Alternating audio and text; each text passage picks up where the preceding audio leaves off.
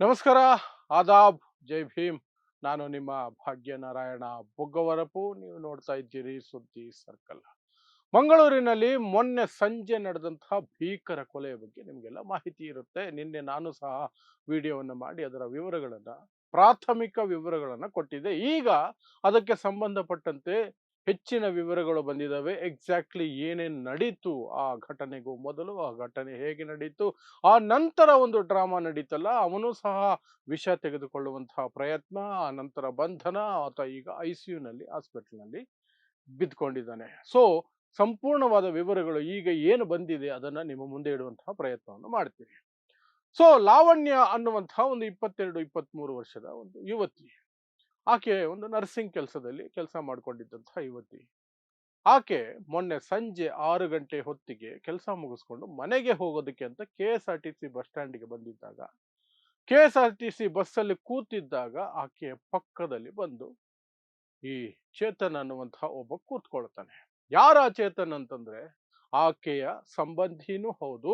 4 ವರ್ಷಗಳ ಹಿಂದೆ ಇವರು ಪರಸ್ಪರ ಇಷ್ಟಪಡ್ತಿದ್ರಂತೆ, ಪ್ರೀತಿಸ್ತಾ ಇದ್ರಂತೆ. ಬಟ್ ಆ ನಂತರ 4 ವರ್ಷಗಳ ಹಿಂದೆನೆ ಆಕೆ ಅವನಿಂದ ದೂರ ಆಗೋದಕ್ಕೆ ಶುರು ಮಾಡಿದ್ಲು. ಆಕೆ ಅವನಿಂದ ದೂರ ಸಂಪರ್ಕವನ್ನು ಕಡಿದುಕೊಂಡಿದ್ಲು. ಕಾರಣ ಅವನ ನಡವಳಿಕೆ ಸರಿ ಇಲ್ಲ ಅನ್ನೋದು ಆಕೆ ಕೊಟ್ಟಿದ್ದಂತಹ ಕಾರಣ. ಇದು ಅವರ ಕುಟುಂಬಗಳಿಗೂ ಗೊತ್ತಿತ್ತು. ಯಾಕಂದ್ರೆ ಅವರು ಒಂದೇ ಕುಟುಂಬದವರಾಗಿದ್ದರಿಂದ, ದೂರದ ಸಂಬಂಧಿಯಾಗಿದ್ದರಿಂದ ಎಲ್ಲರೂ ಸೇರಿ ಅದನ್ನ ಏನೋ ಒಂದು ಮಾಡಿ ನಿರ್ಧಾರ ಮಾಡಿ, ಆಕೆ ನನಗೆ ಬೇಡ ಇವನು ಸಹವಾಸ ಇನ್ಮೇಲೆ, ನನ್ನ ಪಾಡಿಗೆ ನಾನು ಇರ್ತೀನಿ ಅಥವಾ ಬೇರೆಯವ್ರನ್ನ ಮದುವೆ ಆಗ್ತೀನಿ ಅಂತ ಹೇಳ್ಕೊಂಡು ಇದ್ಲಂತೆ. ಸೊ ಆಕೆ ಬಸ್ಸಲ್ಲಿ ಕೂತಿರ್ಬೇಕಾದ್ರೆ ಇವನು ಪಕ್ಕದಲ್ಲಿ ಬಂದು ಕೂತ್ಕೊಂಡಿದ್ದಾನೆ. ಜಗಳ ಶುರು ಮಾಡಿದ್ದಾನೆ. ಯಾಕೆ ಜಗಳ? ನನ್ನನ್ನ ಪ್ರೀತಿಸ್ಬೇಕು ಅಂತ. ಆಕ್ಚುಲಿ ಏನ್ ಮಾಡಿದ್ದಾನೆ, ಅವತ್ತು ಬೆಳಗ್ಗೆನೆ ಆಕೆಗೆ ಒಂದು ಮೆಸೇಜ್ ಅನ್ನ ಮಾಡಿದ್ದ. ನಾನು ಸಂಜೆ ಕಾರ್ ತಗೊಂಡು ಬರ್ತೀನಿ, ನೀನು ನನ್ನ ಜೊತೆ ಬರಲೇಬೇಕು, ಬಂದಿಲ್ಲ ಅಂದ್ರೆ ನಿನ್ನನ್ನ ಮುಗಿಸಿ ಬಿಡ್ತೀನಿ ಅಂತ ಬೆದರಿಕೆ ಸ್ಪಷ್ಟವಾಗಿ ಹಾಕಿದ್ದ. ಆಕೆಗೆ ಅದು ಅಭ್ಯಾಸ ಆಗಿ ಹೋಗಿತ್ತು ಅಥವಾ ಅವನ ಬೆದರಿಕೆಯನ್ನು ಗಂಭೀರವಾಗಿ ತಗೊಳ್ಳಿಲ್ವೋ ಏನೋ. ಆಕೆ ಅದರ ಬಗ್ಗೆ ಏನು ಹೇಳಲಿಲ್ಲ, ರಿಪ್ಲೈನು ಮಾಡಲಿಲ್ಲ. ಬಟ್ ಯಾವಾಗ ಇವನು ಬಂದು ಪಕ್ಕದಲ್ಲಿ ಕೂತ್ಕೊಂಡು, ಆಗ ಆಕೆಗೆ ಸ್ವಲ್ಪ ಭಯ ಆಗೋದಕ್ಕೆ ಶುರುವಾಯಿತು. ಅವನು ಜೋರು ಜೋರು ಜಗಳ ಮಾಡೋದಕ್ಕೆ ಶುರು ಮಾಡಿದಾಗ ಆಕೆ ಅಕ್ಕ ಭಾವನಿಗೆ ಫೋನ್ ಮಾಡಿದ್ದಾಳೆ. ಅಕ್ಕ ಭಾವನಿಗೆ ಫೋನ್ ಮಾಡಿ ಮಾತಾಡ್ತಿರ್ಬೇಕಾದ್ರೆ ಜೋರು ಜೋರು ಕಿರ್ಚಾಟ, ಇದ್ದಕ್ಕಿದ್ದ ಹಾಗೆ ಫೋನ್ ಕಾಲ್ ಕಟ್. ಆಕೆ ಹೇಳಿದಾಳೆ ಈ ತರ ಬಂದು ಗಲಾಟೆ ಮಾಡ್ತಿದ್ದಾನೆ ಅಂತ. ಅಷ್ಟರಲ್ಲಿ ಫೋನ್ ಕಟ್ ಆಗಿದೆ. ಆಗಿರೋದೇನು ಫೋನ್ ಕಟ್ ಆಗಿದ್ದ ಸಂದರ್ಭದಲ್ಲಿ ಅಂದ್ರೆ, ಅವನು ತಲ್ವಾರನ್ನ ಹೊರಗಡೆ ತೆಗೆದಿದ್ದಾನೆ. ಅಂದ್ರೆ ಪ್ರೀ ಪ್ಲಾನ್ಡ್ ಆಗಿ ಬಂದಿದ್ದಾನೆ, ಕೊಲ್ಲಬೇಕು, ನನ್ನ ಮಾತು ಒಪ್ಕೊಂಡ್ರೆ ಸರಿ, ಒಪ್ಕೊಂಡಿಲ್ಲ ಅಂದ್ರೆ ಕೊಲ್ಲಬೇಕು ಅಂತ I-10 ಕಾರಿನಲ್ಲಿ ಬಸ್ ಸ್ಟ್ಯಾಂಡ್ ಬಳಿ ಕಾರನ್ನು ನಿಲ್ಲಿಸಿ ಇವನು ತಲವಾರನ್ನ ಒಳಗಡೆ ಇಟ್ಕೊಂಡು ಬಂದಿದ್ದಾನೆ. ತಲವಾರು ನೋಡಿದ ತಕ್ಷಣನೇ ಆಕೆ ಓಡೋದಕ್ಕೆ ಶುರು ಮಾಡಿದಾಳೆ. ಓಡ್ತಿರ್ಬೇಕಾದ್ರೆ ಹಿಂದ್ಗಡೆಯಿಂದ ಹೋಗಿ ಹಿಂದ್ಗಡೆ ಕುತ್ತಿಗೆಗೆ ತಲವಾರಿಂದ ಹೊಡೆದಿದ್ದಾನೆ. ತಲವಾರಿಂದ ಹೊಡೆದ ತಕ್ಷಣ ಆಕೆ ಕೆಳಗಡೆ ಬೀಳ್ತಾಳೆ. ವಿಡಿಯೋದಲ್ಲಿ ಸ್ಪಷ್ಟವಾಗಿದೆ. ಆ ಬಿದ್ದ ನಂತರವೂ ಸಹ ಆಕೆಯನ್ನ ಬೆನ್ನಿನ ಹಿಂದೆ ಕುತ್ತಿಗೆ ಭಾಗದಲ್ಲಿ ಮತ್ತೆ ಮತ್ತೆ ಕೊಚ್ತಾನೆ. ಅವನಿಗೆ ಸಮಾಧಾನನೇ ಆಗಲ್ಲ. ಕೊಚ್ತಾನೆ, ಮತ್ತೆ ಆ ಆಯುಧವನ್ನ ಅಲ್ಲೇ ಬಿಸಾಕಿ ಓಡಿ ಹೋಗಿ ತನ್ನ ಕಾರಲ್ಲಿ ಹತ್ಕೊಂಡು ಹೋಗ್ತಾನೆ. ಇಲ್ಲಿ 2-3 ವಿಚಾರಗಳು ಸ್ವಲ್ಪ ಗೊಂದಲ ಇದೆ. ಇಷ್ಟೆಲ್ಲಾ ರಾದ್ಧಾಂತ ಮಾಡ್ತಿದ್ದ ಇವನು ಅಂತ ಈಗ ಸುದ್ದಿಗಳು ಹೊರಗಡೆ ಬರ್ತಿದ್ದಿದ್ದು ಇವರ ಕುಟುಂಬದವರಿಗೆ ಗೊತ್ತಿರ್ಲಿಲ್ವಾ? ಗೊತ್ತಿದ್ರೆ ಮೊದಲೇ ಯಾಕೆ ಪೊಲೀಸರಿಗೆ ಹೇಳುವಂತಹ ಅಥವಾ ಏನಾದರೂ ಕ್ರಮ ಕೈಗೊಳ್ಳುವಂತಹ ಕೆಲಸ ಮಾಡಲಿಲ್ಲ ಅನ್ನೋದು ಈಗ ಬರ್ತಿರುವಂತಹ ಒಂದಷ್ಟು ಸಣ್ಣ ಪುಟ್ಟ ಗೊಂದಲಗಳು. ಯಾಕೆಂದ್ರೆ ಅವನು ಪದೇ ಪದೇ ಆಕೆ ಕೆಲಸ ಮಾಡ್ತಿದ್ದಂತಹ ಜಾಗದಲ್ಲಿ ಹೋಗಿ ಗಲಾಟೆ ಮಾಡ್ತಿದ್ದ ಅನ್ನುವಂತಹ ಮಾಹಿತಿ ಬರ್ತಾ ಇದೆ. ಆಕೆಗೆ ಆಗಾಗ ಕಿರುಕುಳ ಕೊಡ್ತಿದ್ದ ಅನ್ನುವಂತಹ ಮಾಹಿತಿ ಬರ್ತಾ ಇದೆ. ಇದೆಲ್ಲವೂ ಸಹ ಆ ಕುಟುಂಬದವರಿಗೆ ಗೊತ್ತಿತ್ತಾ ಇಲ್ಲವಾ? ಅವನು ಈ ರೀತಿ ಪೀಡಿಸ್ತಾ ಇದ್ದಿದ್ದು ಆ ಕುಟುಂಬದವರಿಗೆ ಗೊತ್ತಿತ್ತಾ ಇಲ್ವಾ? ಗೊತ್ತಿದ್ರೆ ಪೊಲೀಸ್ ಪ್ರೊಟೆಕ್ಷನ್ ತಗೊಳ್ಳಿಲ್ವಾ? ಗೊತ್ತಿಲ್ಲ ಅಂದ್ರೆ ಈ ಹೆಣ್ಣು ಮಗು ಯಾಕೆ ಅವರಿಗೆ ಆ ವಿಚಾರಗಳನ್ನ ತಿಳಿಸಿರ್ಲಿಲ್ಲ? ಈ ಎಲ್ಲವೂ ಸಹ ಬರ್ತವೆ. But end of the day ಒಂದಷ್ಟು ನಿರ್ಲಕ್ಷ್ಯದ ಕಾರಣಕ್ಕಾಗಿ ಒಂದು ಜೀವವನ್ನ ಒಬ್ಬ ಕ್ರೂರಿ ಸುಲಭವಾಗಿ ಸಾರ್ವಜನಿಕರ ಎದುರೇ ನಟ್ಟ ನಡು ರಸ್ತೆಯಲ್ಲಿ, ಅದು ಬಸ್ ಸ್ಟ್ಯಾಂಡಿನಲ್ಲಿ, KSRTC ಬಸ್ ಸ್ಟ್ಯಾಂಡ್ ಅಲ್ಲಿ ಕೊಚ್ಚಿ ಹೋಗ್ತಾನೆ. ಮತ್ತು ಸುತ್ತಲೂ ಇದ್ದಂತಹ ಒಂದಷ್ಟು ಜನ ಅಸಹಾಯಕರಂತೆ ನೋಡದೆ ಹೋದರೂ ಸಹ ವೀರಾಧಿ ವೀರರಂತೆ ಮೊಬೈಲ್ನಲ್ಲಿ ಅದನ್ನ ಸೆರೆ ಹಿಡಿಯೋದಲ್ಲಿ ಮಾತ್ರ ನಿರತರಾಗಿದ್ರು. ಈ ನಡುವೆ ಒಂದು ದೊಡ್ಡ ಕಾಯಿಲೆ ಅಲ್ಲ, ಏನೇ ಆದ್ರೂ ಫಸ್ಟ್ ಮೊಬೈಲ್ ತೆಗೆದ್ಬಿಡೋದು. ಏನೇ ಆಗ್ಲಿ ಮೊಬೈಲ್ ರೆಕಾರ್ಡಿಂಗ್ ಮಾಡಬೇಕು, ರೀಲ್ಸ್ ಮಾಡಬೇಕು ಅಷ್ಟೇ. ಒಬ್ಬರ ಜೀವ ಉಳಿಸೋಣ ಅಥವಾ ಇನ್ನೇನಾದರೂ ಮಾಡೋಣ, ಏನು ಪ್ರಯತ್ನಗಳೇ ನಡೆಯಲ್ಲ. ಮೊಬೈಲಲ್ಲಿ ಸೀರಿಯಸ್ ಆಗಿ ಬ್ಯುಸಿಯಾಗಿರ್ತಾರೆ. ಅದನ್ನೇ ಮೊನ್ನೆ ಈ ಲಾವಣ್ಯ ವಿಚಾರದಲ್ಲಿ ಸಹ ಮಾಡಿದ್ದಾರೆ. ಹಾಗಾಗಿ ಕ್ರೂರಿ ಚೇತನ್ ಅದನ್ನು ಸುಲಭವಾಗಿ ಯಾವುದೇ ಪ್ರತಿರೋಧ ಇಲ್ಲದೆ ಒಂದು ಹೆಣ್ಣು ಮಗುವನ್ನ ಕೊಚ್ಚಿಬಿಟ್ಟು ಹೋಗೋದಕ್ಕೆ ಸಾಧ್ಯ ಆಯ್ತು. ಹೋಗ್ತಾ ಹೋಗ್ತಾನೆ ಕೊಲೆ ಮಾಡಿದ ತಕ್ಷಣನೇ ಏನು ಮಾಡಿದ್ದಾನೆ, ಆ ಹುಡುಗಿಯ ತಂದೆಗೆ ಕಾಲ್ ಮಾಡಿದ್ದಾನೆ. ಕಾಲ್ ಮಾಡಿ ನಾನು ನಿನ್ನ ಮಗಳನ್ನ ಕೊಂದುಬಿಟ್ಟಿದ್ದೀನಿ, ನಾಳೆ ನನ್ನ ಕಥೆಯನ್ನು ಮುಗಿಸ್ಕೊಳ್ತೀನಿ ಅಂತ ಬೆದರಿಕೆ ಹಾಕಿದ್ದಾನೆ. ತನ್ನನ್ನು ತಾನೇ ಸಾಯಿಸ್ಕೊಳ್ತೀನಿ ಅಂತ ಹೇಳಿಬಿಟ್ಟು ಕಾರ್ ಹತ್ಕೊಂಡು ಹೋಗಿದ್ದಾನೆ. ಹೋಗಿ ಇನ್ನೇನು ಪೊಲೀಸರು ನನ್ನನ್ನು ಹುಡುಕ್ಬಿಡ್ತಾರೆ, ಸಿಕ್ಕೇ ಸಿಗ್ತೀನಿ. ಯಾಕಂದ್ರೆ ಟೆಕ್ನಾಲಜಿ ಇವಾಗೆಲ್ಲ ಅಷ್ಟು ದೂರಿದೆ, ಮೊಬೈಲ್ ಟವರ್ ಇದೆ, CCTVಗಳಿದೆ, ಏನೇನೋ ಮಾರ್ಗಗಳಿರೋದ್ರಿಂದ ಅಷ್ಟು ಸುಲಭಕ್ಕೆ ತಪ್ಪಿಸ್ಕೊಳ್ಳೋಕೆ ಆಗೋದಿಲ್ಲ ಕ್ರೈಮ್ ಮಾಡಿ. ಪೊಲೀಸರು ಸೀರಿಯಸ್ ಆಗಿದ್ದರೆ, ಪೊಲೀಸರು ಸೀರಿಯಸ್ ಆಗಿ ತನಿಖೆ ಮಾಡಿದ್ರೆ, ಪ್ರಯತ್ನ ಮಾಡಿದ್ರೆ, ಅಪರಾಧಿಗಳು ಅಥವಾ ಆರೋಪಿಗಳು ಈ ಟೆಕ್ನಾಲಜಿ ಯುಗದಲ್ಲಿ ತಪ್ಪಿಸ್ಕೊಳ್ಳೋದು ಬಹಳ ಬಹಳ ಕಷ್ಟ. ಸೊ ಇವನಿಗೆ ಆಲ್ಮೋಸ್ಟ್ ಗೊತ್ತಿತ್ತು ನಾನು ಸಿಕ್ಕಿ ಬೀಳ್ತೀನಿ ಅಂತ.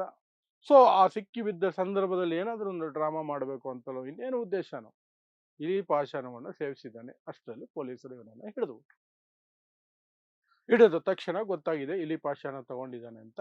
ತಗೊಂಡೋಗಿ ಆಸ್ಪತ್ರೆಗೆ ಹಾಕಿದ್ದಾರೆ. ಅವನಿಗೆ ICU ನಲ್ಲಿದ್ದಾನೆ, ಸ್ವಲ್ಪ ಗಂಭೀರವಾಗಿದ್ದಾನಂತೆ. ಬಟ್ ಪ್ರಾಣಾಪಾಯದಿಂದ ಹೊರಗಿದ್ದಾನೆ ಅನ್ನುವ ಮಾಹಿತಿ ಬರ್ತಾ ಇದೆ. ಸಾಯೋದಿಲ್ವಂತೆ ಅವನು. ಸೊ ಅವನು ಚೇತರಿಸಿಕೊಂಡ ತಕ್ಷಣನೇ ಅವನನ್ನು ಬಂಧಿಸ್ತಾರೆ. ಬಂಧಿಸಿ ಏನು ಪ್ರೊಸೀಜರ್ ಇದೆಯೋ ಜಡ್ಜ್ ಮುಂದೆ ಮಾಡಿ ಜೈಲಿಗೆ ಕಳಿಸೋದು. ಆ ನಂತರ ಕೇಸು ಇದೆಲ್ಲ ನಡೆಯುತ್ತೆ. ಸೊ ಈಗ ಈ ವಿಚಾರಗಳ ನಡುವೆ ನಿನ್ನೆ ನಾನು ಪ್ರಸ್ತಾಪ ಮಾಡಿದ್ದು ಒಂದು ವಿಚಾರ ಏನು ಅಂದ್ರೆ, ಕೊಂದವನು ಹಿಂದೂ ಅನ್ನೋ ಕಾರಣಕ್ಕಾಗಿ ಯಾರ ಮನಸ್ಸುಗಳಿಗೂ ಘಾಸಿಯಾಗಿಲ್ಲ. ಯಾರು ಅಂದ್ರೆ, ಈ ಹಿಂದುತ್ವದ ಹೆಸರಿನಲ್ಲಿ, ಧರ್ಮದ ಹೆಸರಿನಲ್ಲಿ ನಶೆ ತುಂಬುತ್ತಾ ಓಟ್ ಹಾಕಿಸ್ಕೊಳ್ತಾ ಅದನ್ನೇ ಬಂಡವಾಳ ಮಾಡಿಕೊಂಡು ಹೆಣ ಬೀಳ್ಲಿ ಅಂತಲೇ ಕಾಯ್ತಿರುವಂತಹ ಒಂದಷ್ಟು ನೀಚ ಮನಸ್ಥಿತಿಗಳಿದಾವಲ್ಲ, BJP, RSS, ಆ ಪರಿವಾರ ಈ ಪರಿವಾರ, ಇನ್ನೆಂಥದ್ದು ಗುಂಪುಗಳು. ಆ ಗುಂಪುಗಳು ಇಲ್ಲಿಯವರೆಗೂ ಸಹ ಒಂದು ಸಣ್ಣ ಪ್ರತಿಭಟನೆ ಇಲ್ಲ.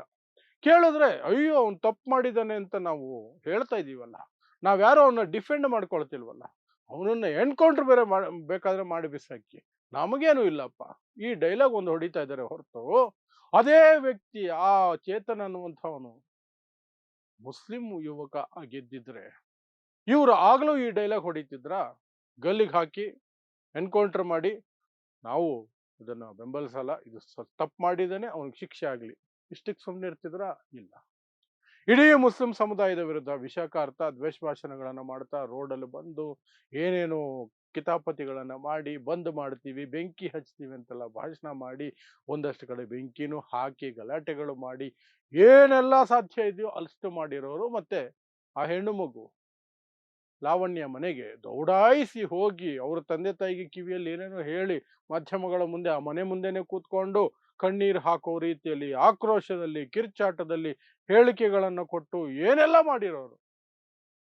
ಈಗ ಪಾಪ ಆ ಲಾವಣ್ಯ ಮನೆ ಕಡೆ ತಿರುಗಿ ನೋಡೋರಿಲ್ಲ.